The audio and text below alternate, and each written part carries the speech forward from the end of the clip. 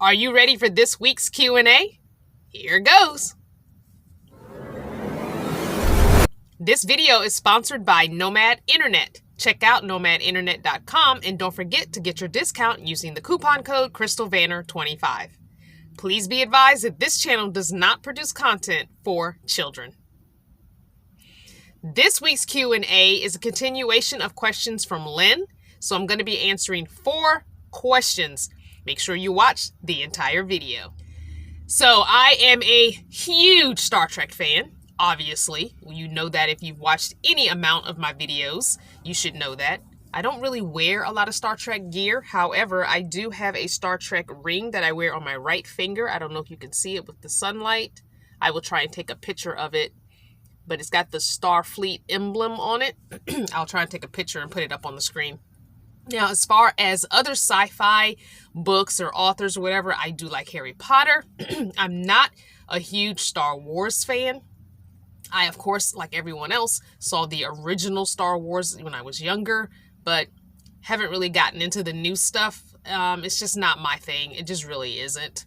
I feel like people tend to lean towards Star Wars or Star Trek. There are a few people who like both, but you're usually either a Star Wars fan or a Star Trek fan. I just happen to be a Star Trek fan. And the funny thing is, I did not watch the original series growing up. Matter of fact, I couldn't stand Star Trek as a kid or even a teen or even in my young 20s. I didn't really start getting into them until I was probably in my early to mid 30s is when I started getting into Star Trek. So go figure.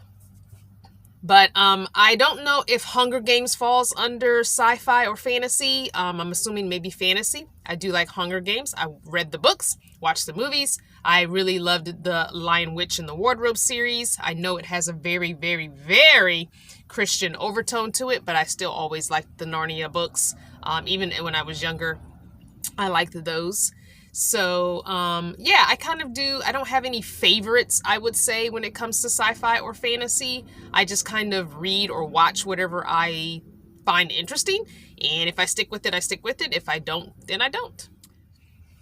So of all the places I've gone to, I've said this a million times, Arizona will be home for me, specifically Lake Havasu, Parker.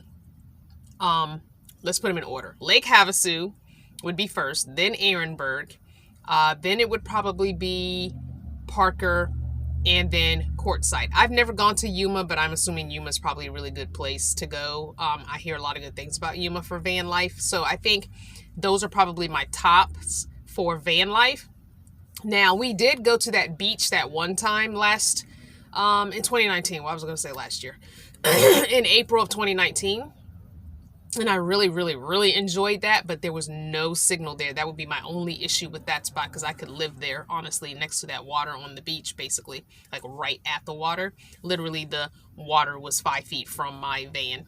So, but no cell signal whatsoever. It will be interesting to see if the Nomad Internet gets service there because I was using a different hotspot company at the time.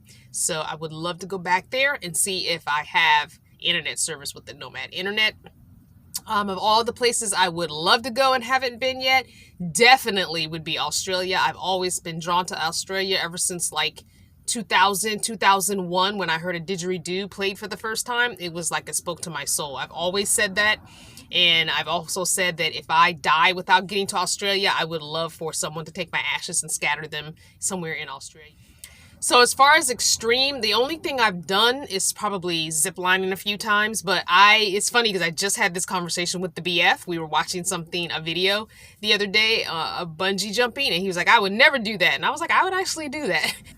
I have a fear of heights, but I would definitely do bungee jumping and skydiving. I just think they look very, very fun.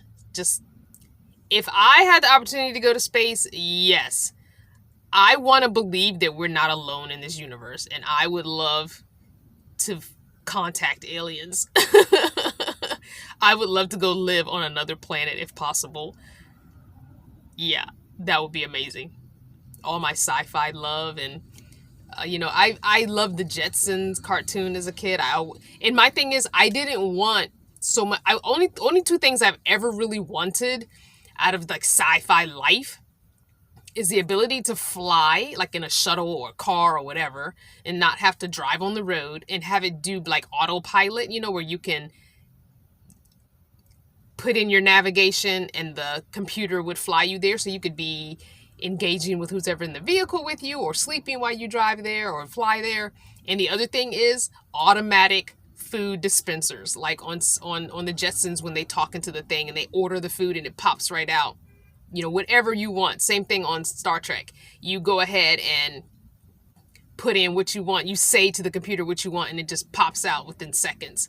Those have always been my two things about space and fantasy and sci-fi that I am like, yes, I want that. I need that. So in 10 years, in 10 years, I'll be 60. I definitely hope in 10 years to have a piece of land. Even if I don't have all the acreage I want to have, I would like to have at least a couple of acres in a remote area that I can do what I want on. I've always wanted a round house, so I would definitely be looking into getting some kind of grain silo and a shipping container. So I would like the round part and then the rectangular part attached to it. So I would want the grain silo like cut open, a little opening cut where the shipping container would slide in, and we cut, take that one open end of the shipping container and leave it open so you could walk in. A few windows, but I like my windows kind of like the loft windows in here where they're up high. So you can still get the sunlight in, but you can walk around naked and not have to have window coverings if you don't want. Call me crazy, I don't know. But yeah, I've always wanted a round house. I've always wanted a sunken round living room. Don't ask me what it is about round. And I've always wanted a round bed. Those have been the three things I've always fantasized about having since I was very young. And growing up in Northern Virginia, there was a round house, a structural house in Northern Virginia. It's still there as far as I know. I don't think it has gone, So it almost looked like a hut, like an old hut that didn't belong in like Northern Virginia city area. But I always loved that house, and I used to say as a kid, I'm going to buy that house one day. I'm going to buy that house one day. So I know I've always wanted a round house, and I've always wanted a living room, like the couch area where back in I guess it was the 60s, maybe 60s and 70s, where they had that sunken living room, and it was almost like it was a circle, and you had like the two steps, and then the half, it was like a semicircle of a couch. Love that. I don't know, it just seems so cozy just to go down in there in the little couple 2-3 steps, get on that nice rounded couch. And I feel like everyone can talk to everyone on a round couch because the two people on the end can still see each other because it's like a C. So when you're sitting on it, the two people on the end can still see each other and see everyone else and vice versa. I just feel like it's more conversational, and like to have a movie night or a game night would be amazing in a round living room couch area. I don't know. And round beds have always been my thing. IKEA used to make a round bed. I don't know if they still do, but they used to have a round bed, and they had, the sheets and stuff for it. And I did go to the Poconos once. That was my second marriage. Our honeymoon was the Poconos, and we did have a round bed, and I was in love with that bed. I loved that bed. So as far as my tiny house goes, yeah, I think once I get the shipping container, once I get the grain silo, I would love to build as much of it on my own as possible. I would probably need some help. Obviously, I don't have those skills, with framing the walls and everything, and I would probably be off grid as much as possible. So I'm thinking I'd like to have land in two places, West Coast and East Coast, like North Carolina or South Carolina, or even Georgia maybe, and somewhere like in Arizona as well, so I could have like a summer and a winter place, something like that. That ultimately would be ideal for me. A couple of acres in each spot would be just amazing. So maybe 5 to 10 acres in Arizona, and maybe 3 acres or something here on the West Coast. Just, even if I put a real tiny house on it, just a foundation tiny house on it, and then Airbnb it when I'm not here, or a couple of tiny houses on it, one for me and one to Airbnb or rent out or something here on the East Coast. That would be cool too.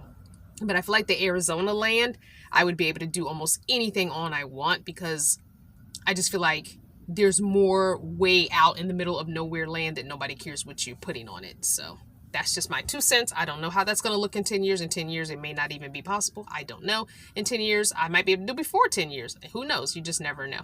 I'm hoping and fingers crossed. So I would probably buy land in Arizona first because I feel like that would probably be the easiest land for me to get exactly what I'm looking for. Thank you so much for your questions, Lynn. Thank you so much for watching this video from start to finish. And if you have questions for me, don't forget to email me, crystal@crystalvanner.com. Put Q&A in the subject line, and I will answer your question on a Q&A video. Don't forget to be good to yourself, be kind to others, and whatever you are doing, I hope you are enjoying it.